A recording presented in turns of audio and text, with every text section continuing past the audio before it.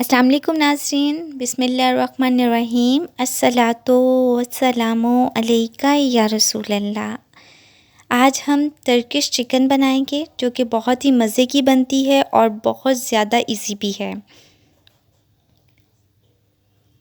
Recipe بنانے کے لیے ہمیں چکن بون لیس چاہیے۔ چکن کو میرینیٹ کرنے کے لیے ہمیں سرکہ چاہیے، سرکہ ایڈ کریں اور کچھ ہمیں اسپائسز چاہیے۔ اسپائسز میں نمک ہے، لال مرچ پاؤڈر، کالی مرچ powder, mixed herb, oregano powder, paprika powder اور دار چینی پاؤڈر۔ آئل ہم اس کے اندر ایڈ کریں گے، 2 چمچ آپ اس میں آئل ایڈ کر دیں۔ اس کے بعد ہم اس میں لہسن اور ادرک کی پیسٹ ایڈ کریں گے۔ چکن کو مکس کریں اچھے سے اور اس کے بعد اس کو 3 سے 4 آورس کے لیے میرینیشن کے لیے رکھ دیں۔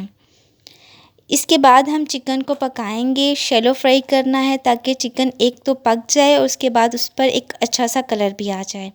جب ایک سائڈ سے چکن پک جائے گی تو ہم اس کی سائڈ چینج کر دیں گے اور اس کے بعد ہم چکن کو ایک سائڈ پر رکھ دیں گے تاکہ ہم اس کے سیکنڈ سٹیپ کی طرف چلیں۔ ترکش چکن کی میں آپ کو اوتھینٹک ریسیپی دے رہی ہوں جس میں ہمیں شملہ مرچ ریڈ کلر کی اور پیلی والی چاہیے۔ میں نے یہاں سب سے پہلے مکھن ایڈ کیا ہے، اس کے بعد لال شملہ مرچ، پیلی شملہ مرچ، پیاز، ہری مرچ اور اس کے بعد ٹماٹر کے سلائس ہمیں چاہیے لیکن چھلکا اتار دیجیے۔ کالی مرچ ہم اس میں ایڈ کریں گے، نمک ایڈ کریں گے اور اس کو اچھے سے پکا لیں گے تاکہ یہ سافٹ ہو جائے اور ایک سبزی سی بن جائے۔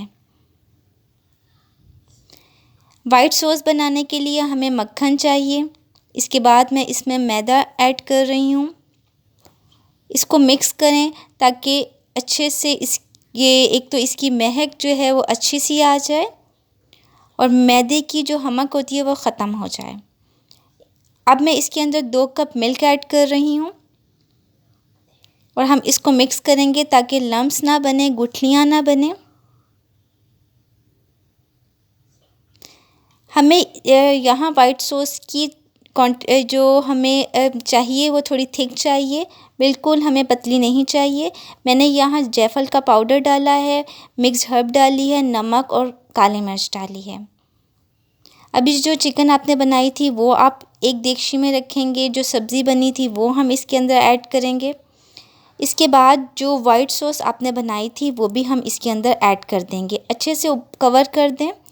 وائٹ سوس جو ہے وہ تھک چاہیے، بالکل لیکوڈ فارم میں ہمیں نہیں چاہیے۔ جب یہ اچھے سے اس پہ آپ رکھ دیں تو اس کے بعد موزریلا اور چیڈر چیز کی ایک لیئر آپ لگا دیں گے۔ یہ لگانے کے بعد آپ اس کو سیٹ کریں تاکہ وہ اچھے سے کور ہو جائے اور اس کے اوپر مکسڈ ہرب اور کالی مرچ ڈال کے اس کو آپ سٹیم دیں گے تاکہ جو چیز ہے وہ میلٹ ہو جائے۔ جی ناظرین، ترکش چکن جو ہے وہ ریڈی ہو چکی ہے۔ یہ دیکھیں کتنا پیارا اس پہ کلر بھی آیا ہے اور یہ شملہ مرچ جو یلو کلر کی ڈلی ہے اس کی وجہ سے آیا ہے۔ اوکے ناظرین، اللہ حافظ، جزاک اللہ، شکریہ۔